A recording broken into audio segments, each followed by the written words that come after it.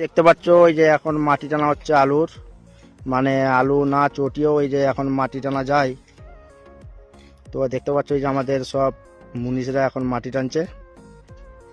আচ্ছা দাদা, বলছি যে না চটিয়েও কি এরকম করে আলুর ফলন মোটামুটি ভালো হয়?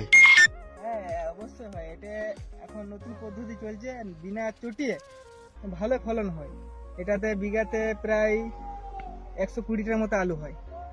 এরকমই এখন চলছে, বিনা চটি দেওয়া হচ্ছে। এখন ডিজিটাল ইন্ডিয়া যেমন সেরকম হয়ে গেছে ডিজিটাল কাজ।